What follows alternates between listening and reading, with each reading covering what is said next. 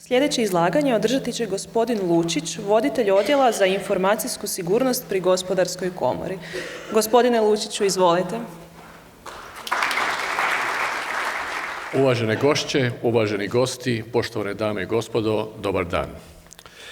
Uskoro je ručak, za nekih 15 minuta. Ja vam obećavam da će ovo biti jedna kratka i lagana prezentacija.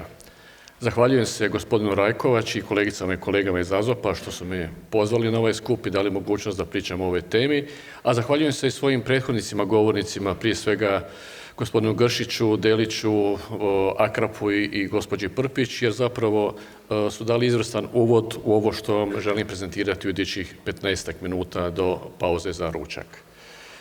Slajdovi su na engleskom jeziku, no budući da je velika većina ovdje sudionica hrvatskog govornog područja, onda ću ja pričati na hrvatskom, a za naše gošće i goste iz inozemstva imaju na slajdovima na engleskom jeziku. Kada pričamo o jedinstvenom digitalnom tržištu u Europskoj uniji, onda pričamo i o masu direktiva, smjernica, uredbi i zakona koje su donešeni i koje nacionalna zakonodavstva moraju primijeniti. Ono što se odnosi na temu današnje prezentacije i današnjeg skupa povezano je prije svega sa informacijskom sigurnošću i sa kibernetičkom sigurnošću. I kada o tome pričamo, danas smo čuli o GDPR-u, čuli smo i privacy, međutim tu je još čitav niz drugih direktiva i zakona koje su donesene na razini Europske unije i koje su već unešeni u zakonodavstvo zemalja članica, uključujući Republiku Hrvatsku. Ono što bih istakao, to su sigurno direktiva o sigurnosti mreža i informacijskoj sigurnosti, zatim prošle godine donesen zakon o kibernetičkoj sigurnosti, a imamo čitav niz drugih dokumenata koje su već u fazi donošenja ili će biti donošeni idućih godina. Ono što smo danas isto čuli je također uvođenje novih tehnologija. Čuli smo o 5. generaciji mreža pokretnih komunikacija, internetu stvari, konceptu pametnih gradova. Sve se to temelji zapravo na elektroničkim komunikacijama i na zahtjevima koji nisu samo tehničke prirode, nego su i pravne prirode i koji trebaju biti kao preduvjet za uspješno uvođenje novih tehnologija. Osim institucija koje se bave ljudskim pravima, zaštitom osobnih podataka, imamo tu i druge dvije institucije koje su izuzetno bitne kao regulatorna tijela na razini Europske unije i koji su izravno uključeni u ovaj postupak uvođenja novih tehnologija kroz zakonodavstvo, a i kroz neka tehničke standarde. To je prije svega regulatorno tijelo za elektroničke komunikacije na razini Europske unije, BEREK, a od prošle godine imamo ENISA-u kao službeno regulatorno tijelo za kibernetičku sigurnost, dok je čitav niz godina, nekih 12 godina, bila regulatorno tijelo za informacijsku sigurnost. I osnovno pitanje je imamo li u Europskoj uniji previše regulacije ili je možda potrebno ne imati uopće regulaciju. To pitanje se odnosi sigurno i na Republiku Hrvatsku i teško je tu dati odgovor. Jedan aspekt koji možda bi vodio prema nekom odgovoru kad govorimo o uvođenju novih tehnologija, novih rješenja u gospodarstvo, kad pričamo o digitalnom tržištu, kad pričamo o digitalnoj preobrazbi, je svakako da je neka regulacija potrebna, samo u kojoj mjeri i na koji način primijeniti, to je pitanje koje zaista nije lako odgovoriti. Ako govorimo o regulatornom prostoru u kome se nalazi, znači neovisno o temu koju reguliramo, dolazimo do multisektorske regulacije i vrlo kompleksnih područja. Pogotovo kada pričamo o zaštiti podataka, o informacijskoj sigurnosti, o privatnosti, koje kao što vidite iz ovoga trodimenzionalnog prikaza, što smo dalje od ishodišta, to je regulacija kompliciranija. Ako govorimo o regulaciji danas, 2020. godine, teško je zamisliti bilo kakvu regulaciju na području Europske unije, samim tim Hrvatske, zemalja članica, koja nije multisektorska i koja nisu povezani različita regulatorna tijela koja reguliraju određena tržišta. I sada kada dođemo do pitanja informacijske sigurnosti, je li to zapravo nepotreban trošak, prepreka za uvođenje novih tehnologija ili možda nova poslovna mogućnost?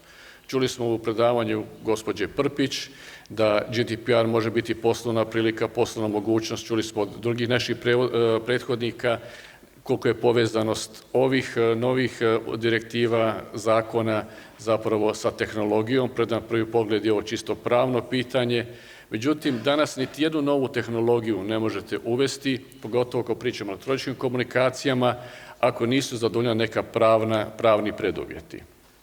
I kada govorimo upravo o GDPR-u uvedenom prije 2 godine, pogotovo o e-privatnosti, čije će posljedice biti vjerojatno daleko veće na uvođenje novih tehnologija i na digitalno društvo nego što je to bilo od GDPR, dolazi se do osnovnog pitanja koliko to nas košta, je li se to isplati, je li to stvari prepreka da uopće imamo neki pozitivan poslovni slučaj i da ono što ćemo uložiti se na neki način u nekom vremenu može vratiti onome ko ulaže u nove tehnologije.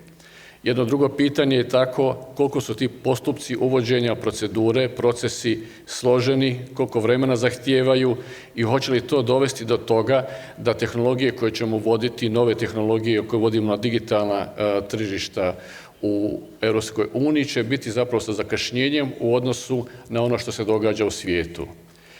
Rekao bih jedan primjer iz vlastitog iskustva. Kada sam bio u Singapuru i Južnoj Koreji, imao sam priliku vidjeti njihove koncepte pametnih gradova. I to izgleda dosta ovako napredno u odnosu na Europsku uniju, a na prvo pitanje koje je postavljeno njima s moje strane, što je sa zaštitom osobnih podataka, što na to kaže vaše regulatorno tijelo za zaštitu osobnih podataka, oni su u čudu gledali, pitali što je to, se to maže po kruhu jer se to jede. I onda vidite razliku koja se zapravo događa u svijetu prilikom uvođenja novih tehnologija. Europska unija poštuje ljudska prava, imamo sve regulirano, imamo puno zakona koje trebamo primijeniti, koji su preduvjeti da bi uopće počeli nešto raditi, dok neke druge razvijene države u svijetu to daleko brže mogu uvesti. I zato na izgled, na prvi pogled, izgledaju daleko napredniji nego Europska unija, pogotovo kad pričamo sada o 5G-u koji je već u Južnoj Koreji, pa ne znam da se primjenjuje ovo ili ono. Da, to je moguće, ali zato nema mnogih drugih u tom regulatornom okviru, mnogih drugih uvjeta ili preduvjeta da bi se uvela ta tehnologija. Onda su i troškovi manji, a i sam postupak uvođenja je daleko kraći nego što je to na području Europske unije. I sad to opet vraćamo se na pitanje što je isplativije. Imati jedan duži proces uvođenja gdje će posljedice biti za korisnike daleko manje, znači potencijalne štete, a i za dobavljače, odnosno za one koji ulažu u tehnologiju, ili ići u utrku sa nekim drugim državama u svijetu koje nemaju ovakav regulatorni okvir kao što imamo na području Europske unije. Ono što je također isto veliki problem, uopće neću puno o tome govoriti, jer su to moji prethodnici već rekli, to je gubitak informacija, zlouporaba informacija, a danas informacijska sigurnost je vrlo usko povezana sa kibernetičkom sigurnošću, kada pričamo o internetu stvari, kada pričamo o konceptu pametnih gradova.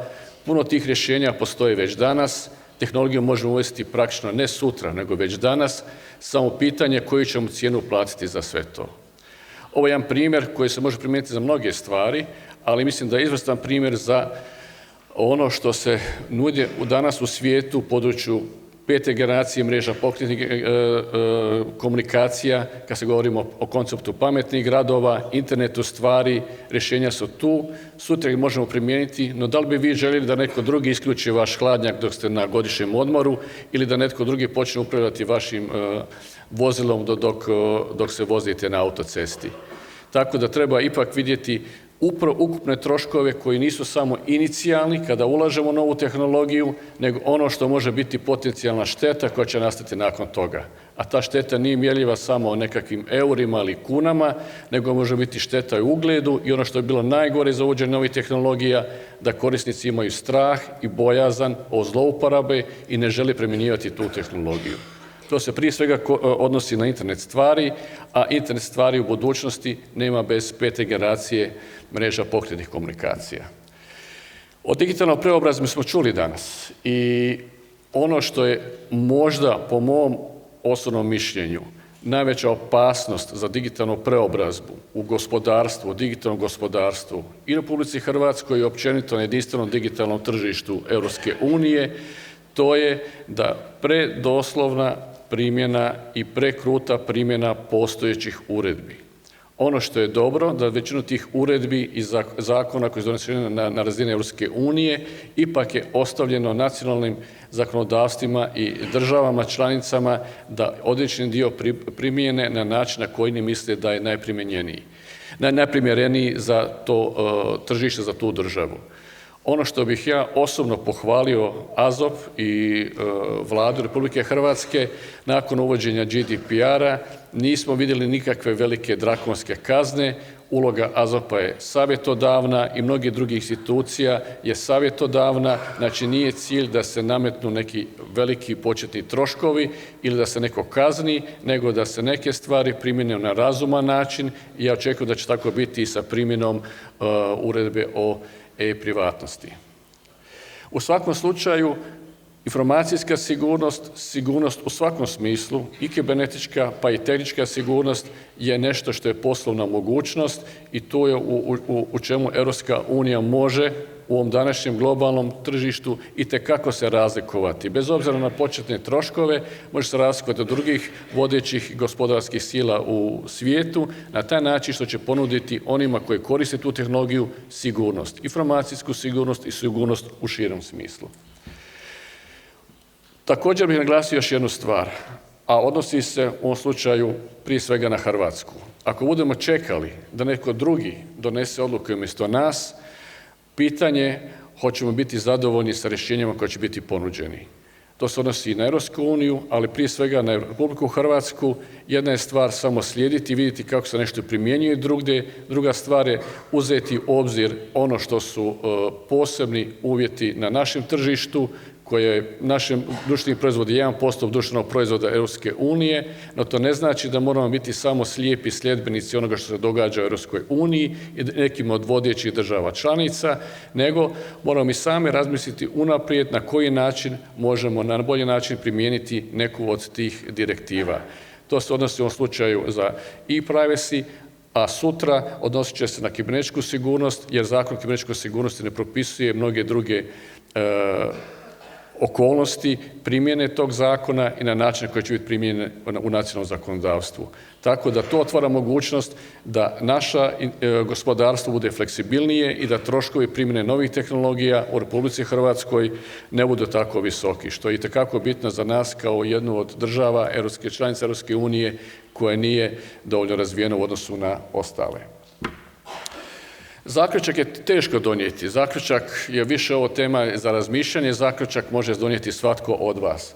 No ono što bih htio naglasiti, uvođenje informacijske sigurnosti, uvođenje novih regulatornih pravila na jedinstveno digitalno tržište Europske unije, otvara nove poslovne mogućnosti, međutim sa sobom donosi i određene prijetnje i određene poteškoće koje se odnose prije svega na one koji nisu dobro pripremljeni za to. Ali tu ulogu mora odigrati i samo gospodarstvo, a ne samo zakonodavstvo i zakonodavna tijela. Sigurno je da digitalno gospodarstvo u Europskoj uniji zahtijeva jednu uravnoteženu regulaciju koja neće biti prekruta i predoslovna u svojoj primjeni, nego će ostavljati mogućnost ovisnosti o nacionalnom gospodarstvu, da se određena tehnološka rješenja razviju i da budu konkurentna na svjetskom tržištu. A moje osobno mišljenje je da je ulaganje u informacijsku sigurnost, a pogotovo u kibernetičku sigurnost, je ulaganje u budućnost koja se isplati, jer na moguće negativne posljedice onoga što se može dogoditi kako za ugled, a i u financijskom smislu su daleko, daleko veće od onoga nego što je potrebno financijski uložiti u početku. Vrijeme je ručku. Hvala vam na vašoj pozornosti. Ukoliko imali pitanja, ja sam tu do kraja današnjeg dana. Hvala lijepa.